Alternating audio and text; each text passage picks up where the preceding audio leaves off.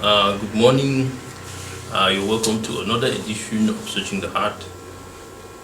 This fine Sunday morning. Um, Today I'll be looking at something very interesting. And of course, I'm not in my usual place of work, as you may have noticed. I'm outside town. So today we won't be having the usual Sunday programs that we normally have. But we'll still be talking about similar issues and that are very important. And there's a scripture for us this morning in Ecclesiastes chapter 12, verse 1 to 14. Ecclesiastes 12, verse 1 to 14, okay? And this is a very popular scripture that we looked at. I thought it is good to look at it again after a long while. And it says, "Remember now thy Creator in the days of thy youth, while the evil days come not, nor the years draw nigh, when thou shalt say, I have no pleasure in them, while the sun or the light or the moon or the stars be not darkened, nor the clouds return after the rain, in the day when the keepers of the house shall tremble, and the strong men shall bow themselves, and the grinders cease, because they are few, and those that look out of the windows are dark, and the doors shall be shut in the streets, when the sound of the grinding is low, and he shall rise up at the voice of the bird, and all the daughters of music shall be brought low.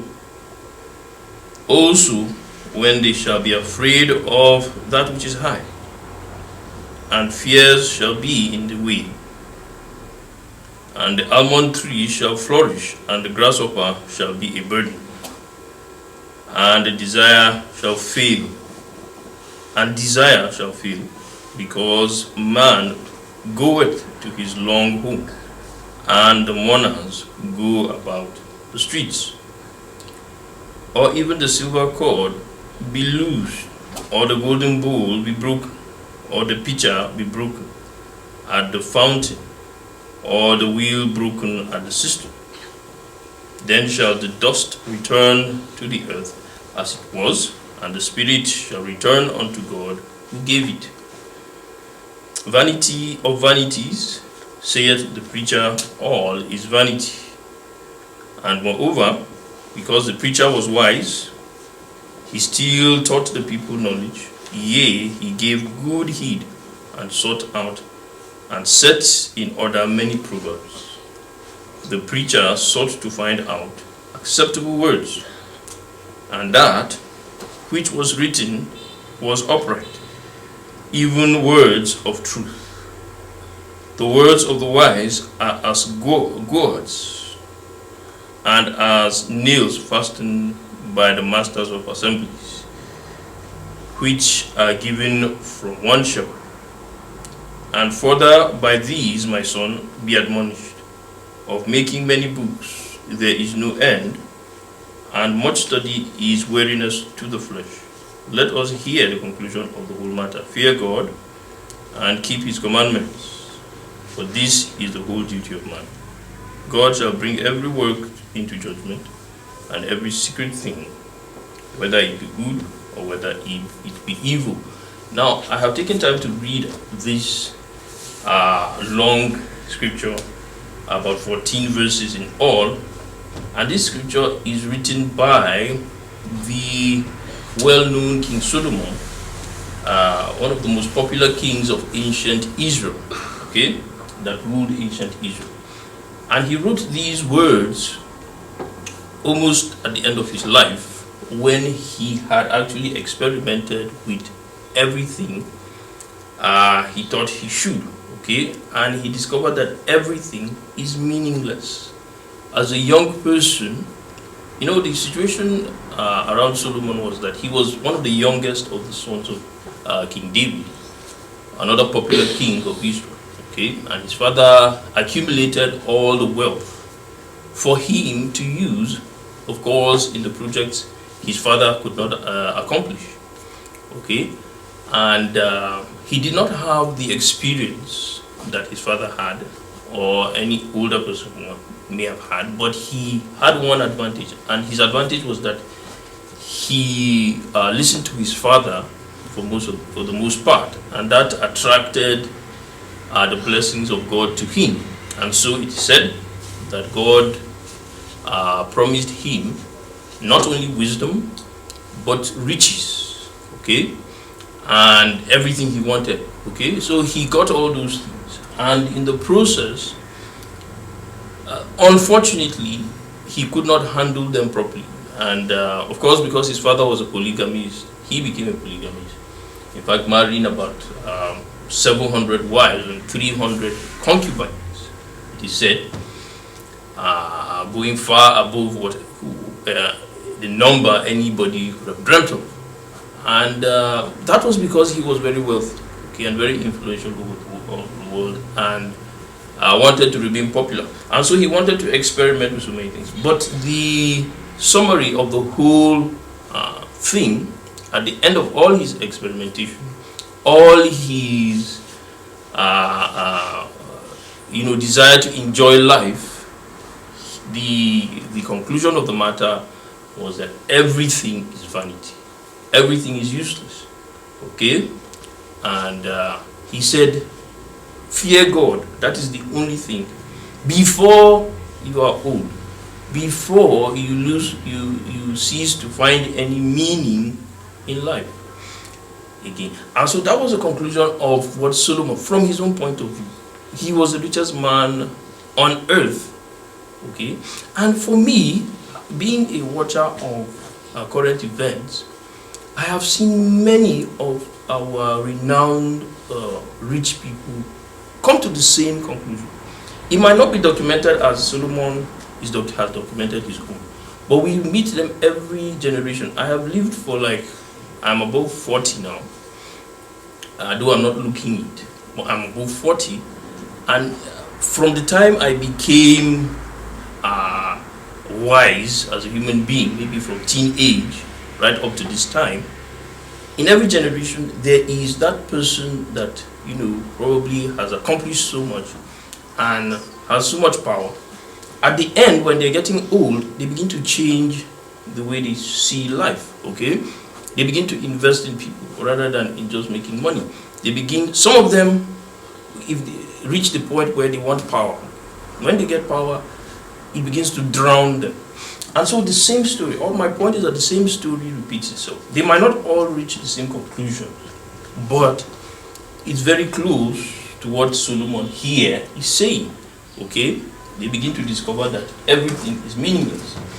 Okay, so what I want to focus on today, I don't know how long this is going to be, but looking at the meaning of life, how do we avoid excessive pain and suffering and get the most out of life as human beings? Okay, as human beings.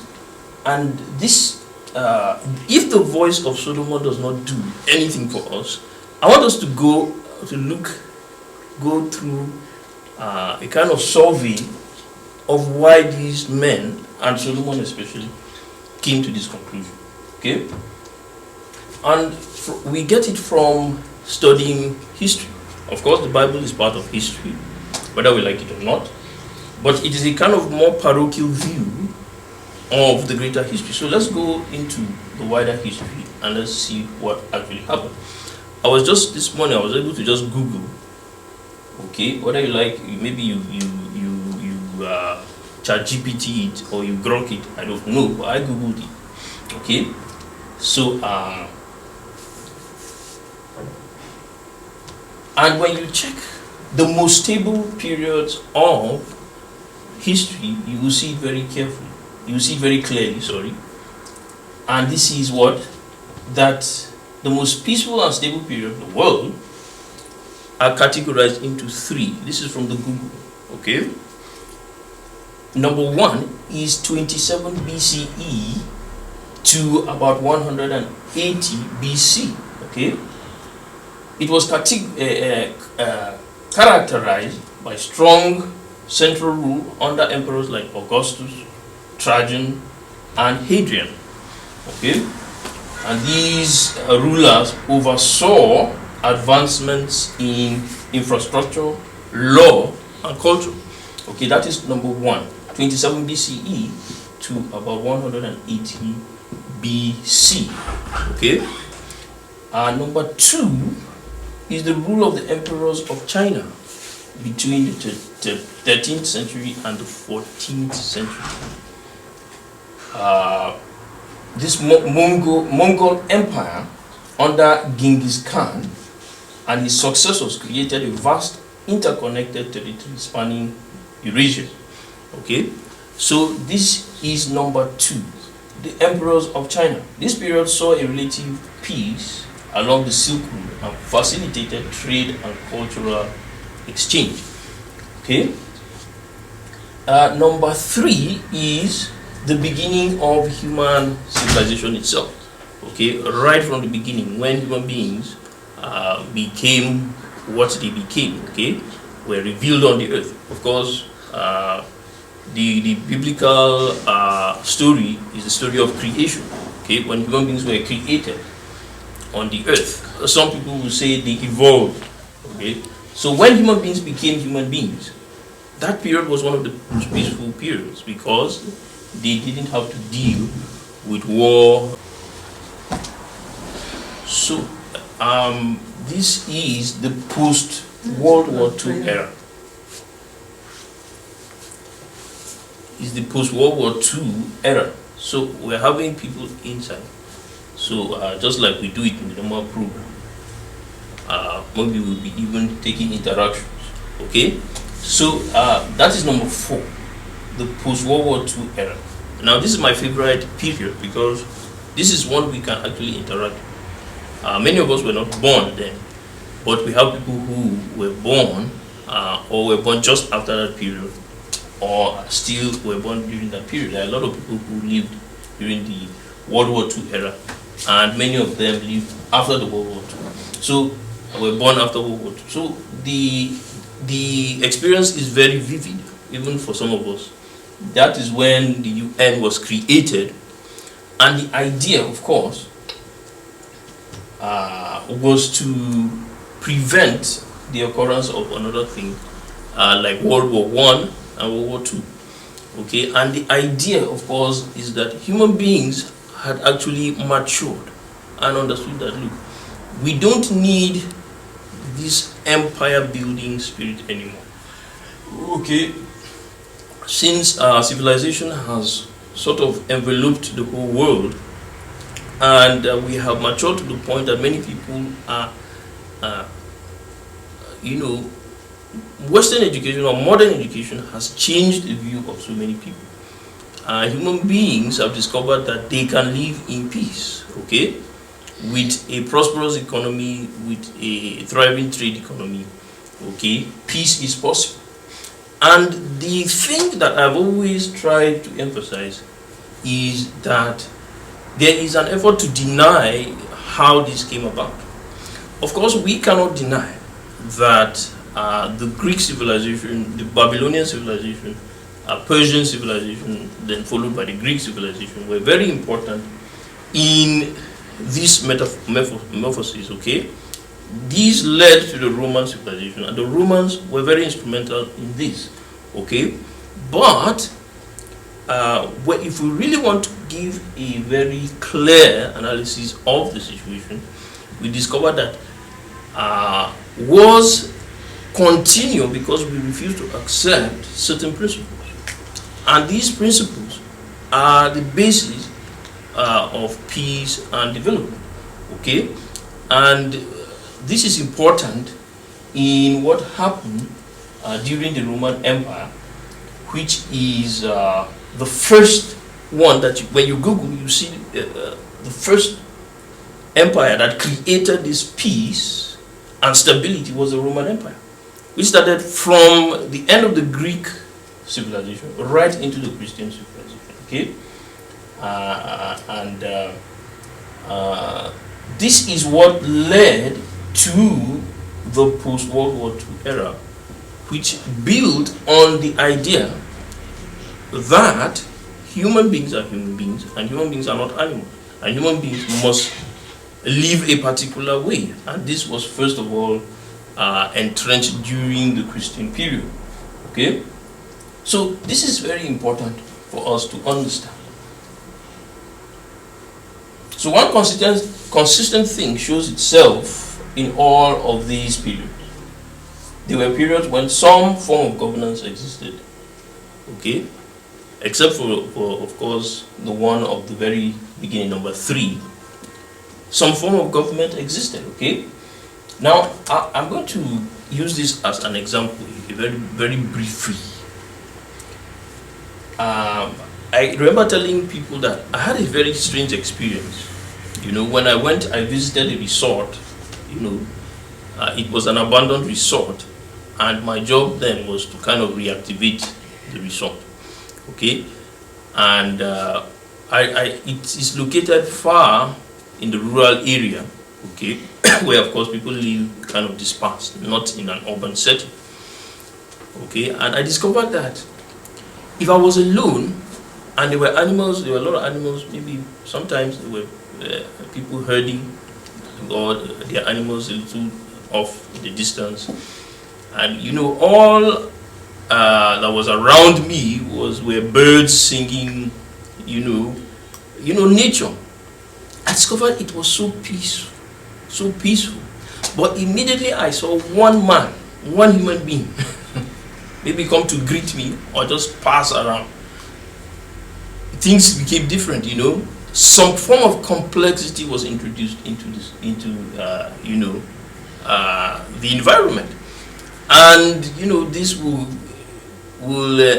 spiral into, you know, some sort of conflict. Not really obvious conflict, but things became complicated. So human beings are created kind of complicated, okay. And once we are introduced into a system, we tend to complicate things. But this is just because we are observers, okay? We are observing from outside. It is the same in the animal world, in the animal kingdom, some people might call it. They are also very complex. A herd of wildebeest are grazing, and suddenly a lion comes in, okay? He complicates the issue, okay? So this is how we are. We are more peaceful as individuals, but when we come in community, there is a complexity, and this is what happened in that period where human beings had not yet populated the world. So it was the most peaceful period in human history. Okay.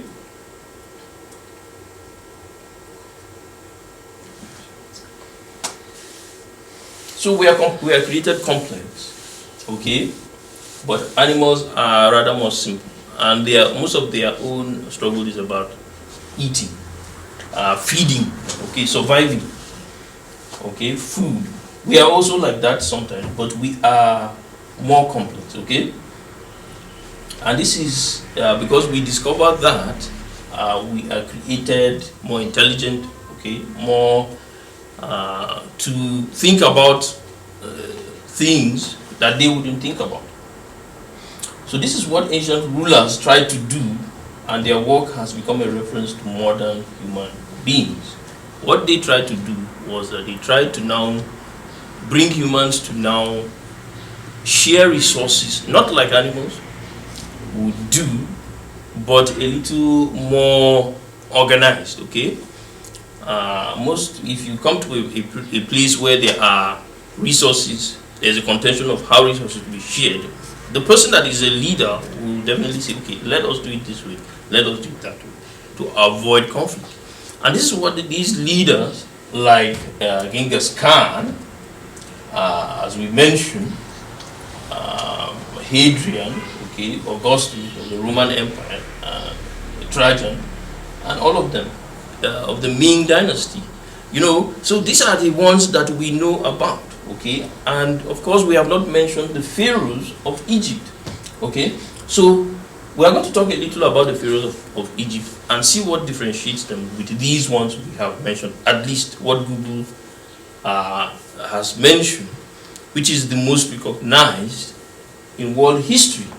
Okay, so we're trying to find out why. Let's remind ourselves why Solomon discovered that, as one of those leaders we're talking about, that everything is meaningless. Okay, like chasing the wind, and the most important thing was to now serve God. He brings in the issue of God. Let's say we just stumbled on Solomon, this scroll written by Solomon, and we did not have any other information. He is the one who introduces the concept of God. Okay, while leaders are trying to organize people, one of those leaders is his father David, to share resources properly, okay, to create some kind of stability and peace. Solomon discovers that, look, all the knowledge of the world is useless. The most important thing is to fear God. Okay, so this is very important. So we are looking at it from that very context. Okay.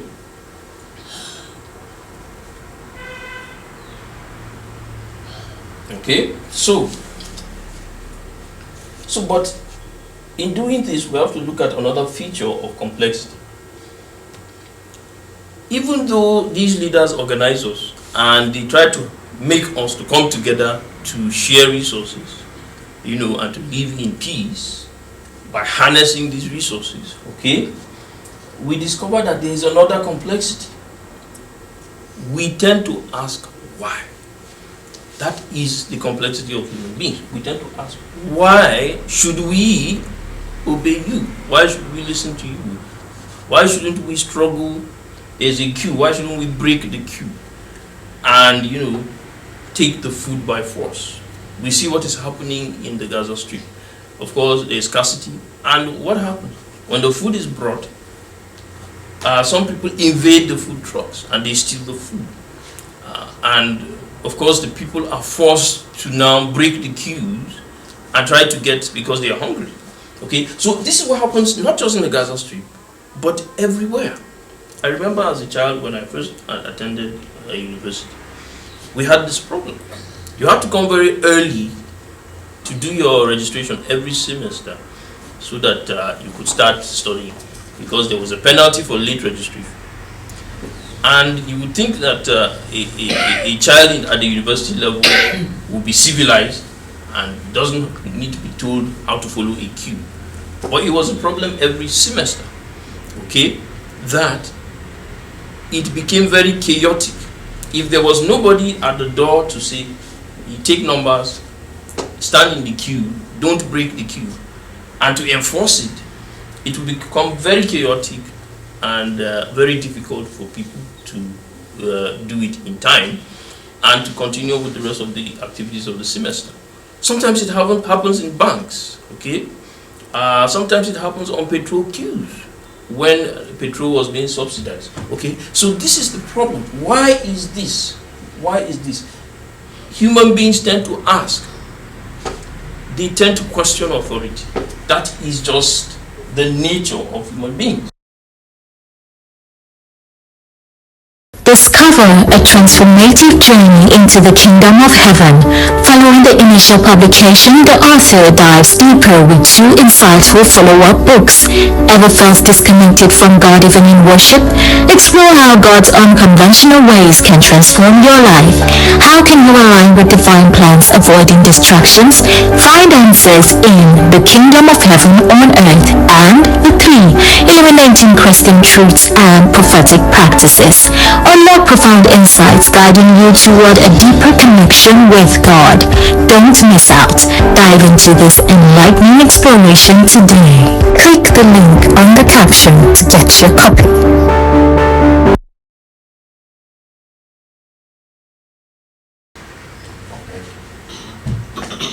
We need reason. And this reason gives us a sense of purpose, of what to pursue. That is how we are. Okay? What makes us... Now, this is not really... It's wrong. Sometimes we say, okay, this is what makes us human. But this is also what makes animals animals, okay? They don't wait on the queue. They don't wait on the queue. Once let's take for example lions. If they hunt down an animal, of course there is a queue. The lead lioness is in charge of the hunting, and when she brings down the prey, of course there's a tendency that she will first take the first bite of the prey.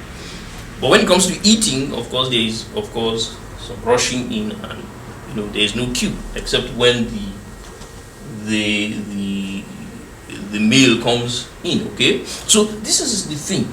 This is not a reason for us to say we are human beings, although we might want to say that. But we have that tendency to not to submit to authority, to create chaos in the midst of peace. Okay, so we need to be told why we should be obedient.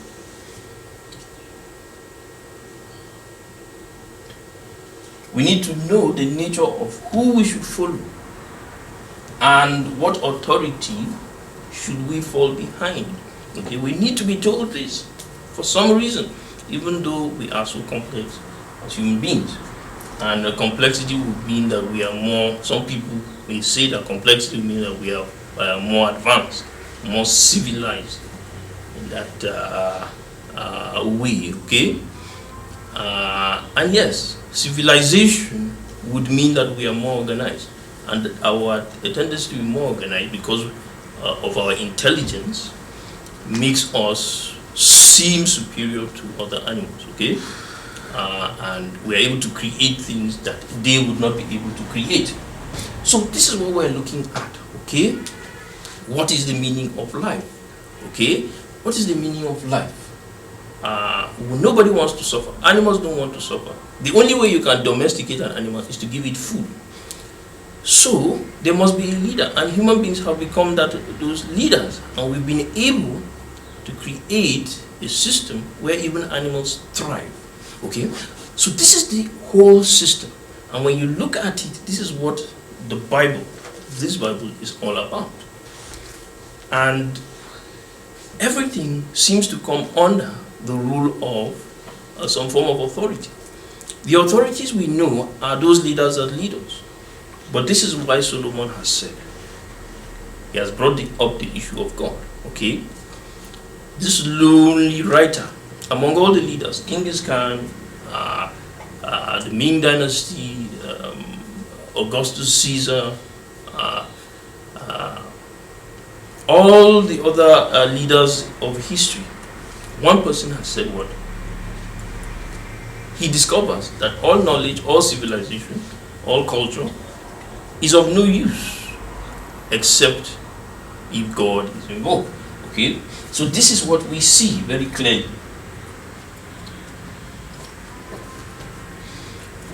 And we have come to a generation where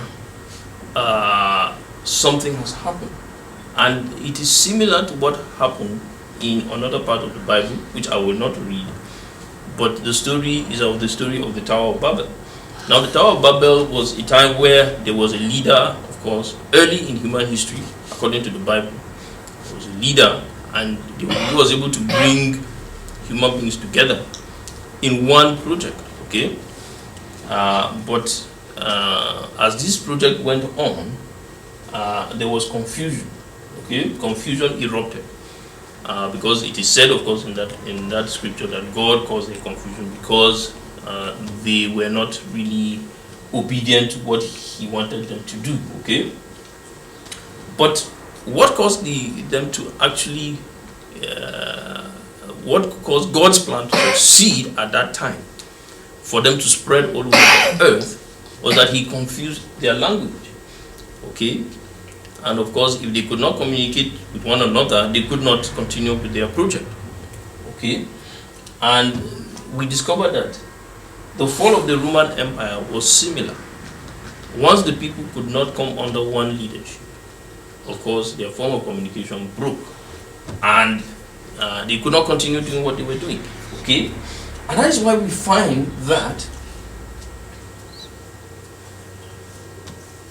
if you look at the history that was being taught before the early part of the 21st century, you discover that it was said that it was the Romans that built the Silk Road, okay, because they were also known for very good roads.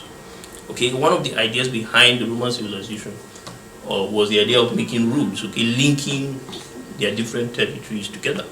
And of course, the trade in silk was a thing also, okay. But later on, of course, because of the independence of countries like China, it was important for their own contribution to be also lauded, because it was discovered later on, after the fall of the Roman Empire. Of course, the Chinese Empire came up, okay, rose to power, not in the entirety of the world, but in their own territory, okay, which is in Asia, and that resulted in the building of the Wall of China, okay, the Wall of China. But the history that was taught before them was that this was all part of the Roman Empire. Of course, they had to recognize that later on, the Huns invaded the Roman Empire, and this led, of course, to the creation of the Chinese Empire under Genghis Khan, and later on under the Ming Dynasty, you know, and continues. Okay, it continued that way. So they ruled in order to harness resources and to create security, and that was the necessity of them building that wall, okay, so that human beings could live. If human beings could live under sufficiency, they would live in peace, okay. And this is what encouraged human civilization to continue to prosper, okay. So we have gone through world history, okay, and world history has given us these facts, at least what Google give us, okay. But we started somewhere, and it's on the micro, and this is what we discussed last week. You look at the environment of the Israelites, okay, and we can trace the Israeli civilization way before the Romans, and this is very important, okay. So human civilization itself started in small enclaves. And one of those small enclaves was, of course, the Egyptian civilization, okay. And we know that even the Egyptians were very strong at a point. They are a focus of a lot of research to know why they fell, why such a powerful civilization like that fell, okay. But what we can glean from the context we read about, which is in Solomon or the Israelites, is that the Ten Commandments and the Shema were the basis of governance and nation. So this is the basis, okay, of any civilization, that there is some form of law and order, okay, some form of law and order, because it does not come naturally to human beings, okay. And what we see is that the later part of the 20th century and the 21st century, like I started talking about, are being marked by the rewriting of history, which involved the dislodging of Chinese history from the Roman efforts, okay? And this entails, this is for the reason of giving some of these independent nations that are now independent of those colonial pasts. Of course, we haven't even talked about the colonial history led by Britain and Europe, okay? So giving them some form of identity and importance in history, okay, instead of the history that is just dictated by colonial powers. It is not wrong to do this, very important to do this, especially because of the coming of the United Nations. If the civilization we now live in was to succeed post-World War II to entrench peace, security, and prosperity that the Romans succeeded in doing, and in some extent the British Empire also, and the French, the Europeans succeeded in doing for some time, we could not afford to neglect minorities or these individual empires and their own contribution to history. And so it was a positive development that we tried to, scholars in the 21st century, early 21st century, late 20th century, tried to go and dig up all these successes and to give these empires some individuality, some recognition in history, okay? So this was very important. And this will continuously evolve, okay? This way of thinking is continuously evolving, even till now. But one other thing was discovered, that there was a disadvantage to this way of thinking, okay? And the disadvantage is that there is a possible loss and degradation of advancement, okay? Now, this is one of the things that has been discovered in the Egyptian past.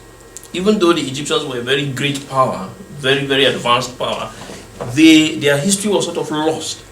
And that development could not continue because, like Babel, they lost their sense of cohesion, they lost their sense of what made them powerful. Okay? So this is very important. And the same thing also was experienced in the Roman Empire. There is a kind of degradation of whatever was making them powerful. Whatever was making them so powerful and strong was lost because the people could no longer communicate within one another with the same agenda pushing them. Okay, so this is the issue. Number two disadvantage of this 21st century way of thinking is individuals will not be able to fulfill their greatest potentials, okay? Because of the possibility of the loss of the greatest ideals. These people we're reading about, which is Solomon in ancient Israel, it is discovered that when they lost the 10 Commandments and they lost the idea of the Shema, okay, they did not progress, they regressed. And this is why the Babylonians conquered them and took them into captivity.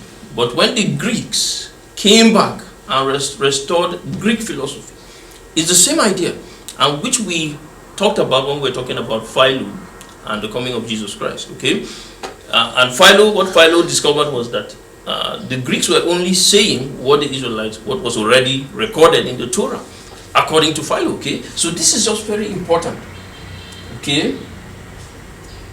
So individuals will not be able to fulfill their destiny, and we see that very clearly in Solomon. Okay, Solomon was supposed to, like the Ming dynasty probably, a similarity of what the Ming dynasty was able to achieve right there in the Middle East, but he could not. And after he died, his son lost the kingdom, a large portion of the kingdom to another person, okay? And so he could not fulfill what he was destined to fulfill, because the promise was very clear that the children of David will continue to rule the Israelites, okay? But of course that was kind of caught into, or kind of dissected into so many different pieces, and it was not possible. 10 tribes were taken into captivity after a short while, and of course it was only about 2 tribes that remained, and still the idea of Israel today is based around those 2 tribes, like we discussed. Okay, so this is the problem.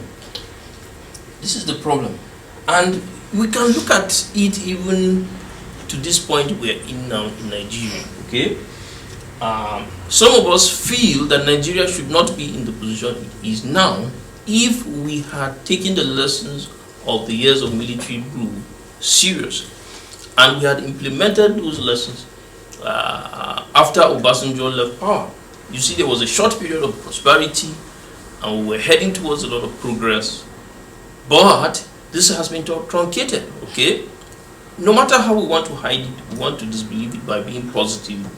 I am not one who does that. I'm not one of those preachers that believes in that. Being positive is without really living the word that you believe in is like putting your head in the sand, being an ostrich, pretending that what exists does not exist. And this is why we're having difficulties.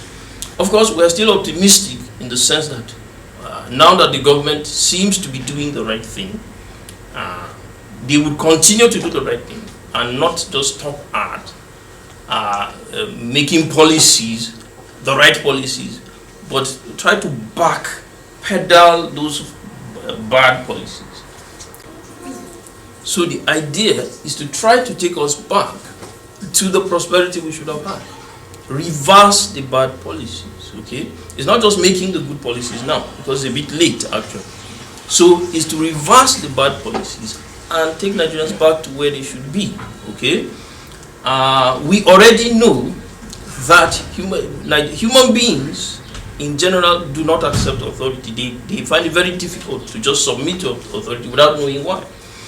And this can be done in good leadership, okay, through education, okay. Even if our leaders are mature leaders, they can, within the small constituencies, help the people to experiment. If you are interested in experimenting and knowing why you should behave a particular way, you can do it in a very small scale, okay, like giving what Solomon did to himself, okay. He said, he gave himself every enjoyment he wanted, okay, and at the end of his own life, he said, Kai, this is meaningless, okay. So we can do that in small scale, okay. Say, okay, if you feel you want to live like this, let's test it as an individual, okay. Take so much, take this, take that, and live the way you say you want to live. Let's see if it works, okay. So this is the thing. If we have good leaders, they will understand this, okay. But taking the whole country in the path that it is going now is only leading to future chaos, as we have been experiencing anyway. And of course, we hope that subsequent leaders will change this trend. Okay, so this is the issue, very important. Okay, and one other example that I have talked about is that the leadership of the USA in the new empire that has formed, which is governed through democracy, through the rule of law, or through human rights and freedom, that has dictated the post-World War II era. Okay, we discovered that the USA has not even done, when you look at it, it has not even led the world for a full 1 century. It was a really disturbing discovery for me. While the British and the Europeans led the world for a full 5 centuries, of course the British led for 1 century, and but as Europe as a whole led the world for about 5 centuries, and arguably is still part of leading the world today. But the Americans have not done that for a full century, and they seem to be tired. Okay, so we need to understand that this is because of the system that leads now. Okay, it's not a system that is easy to use. Okay, it's not a system of freedom, democracy, free speech, human rights. It's not an easy system to superintend over. Okay, and that is why they are sort of tired. Okay, this is what was created by the Europeans. Okay, and they did not do it through that. They did it through war and through a tyranny. Okay, but now we're in the period where this freedom would have to lead. Individual freedom will have to take its place. Okay, and has taken its place at least from the 70s into the 80s. Okay, and already we are tired. The Americans seem to be tired because it is not an easy system. Okay, humanity has matured. Okay, and it takes a lot of leadership, very powerful, strong leadership qualities to be able to lead in this period. Okay, so this is very important. The idea behind modern culture of democracy and individual freedom is to be able to learn from history.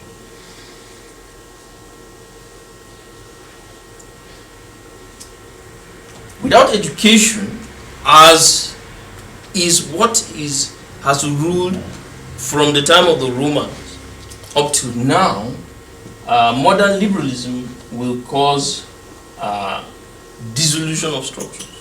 This is what I'm trying to say, okay? Modern liberalism will cause the dissolution of structures because the desire of each human being to be independent and to have his way in everything does not really support structures. As it does not really support strength, okay? I see what happened recently in my own state. The party that was the strongest in the whole state could not sustain the political structure after it had seemingly won the election, okay? And some certain seats, legislative seats, were taken away and given to the another party because the party itself did not have structures. And what causes that? The excesses of liberalism, okay? Everybody is on his own, okay? Even though they tried to create some kind of strength. And it was very strange, like I said, that the system you use is very important. If you want to create strength, you have to create strength behind a system that is stable, that is actually tested and trusted. And this is the Ten Commandments. This is the Shema. This is the word. These are the words of Christ, in my view.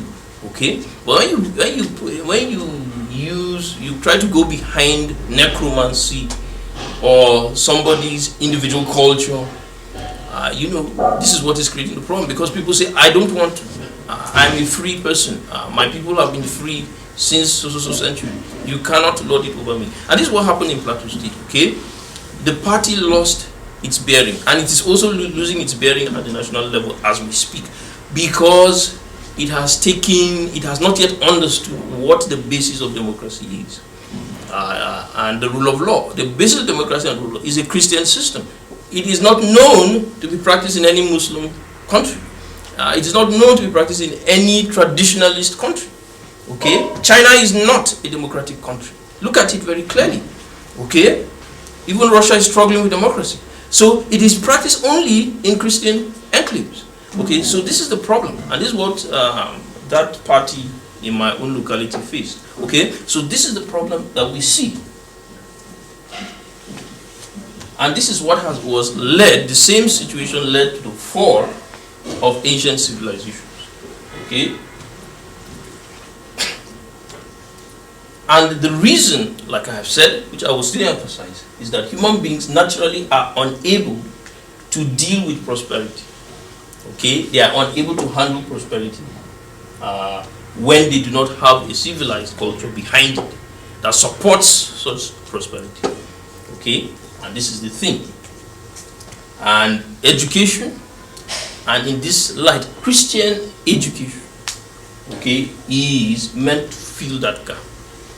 Okay, and of course, the one that is popular now is Western education, which has a foundation of Christian education. And if we're able to understand this, we'll be able to sustain the systems, the civilizations that will bring peace and prosperity. As long as we as individuals submit to it. It takes submission. Yes, and agreement has it. We will practice this. That is it. I am David Chinke for you today in Searching the Heart.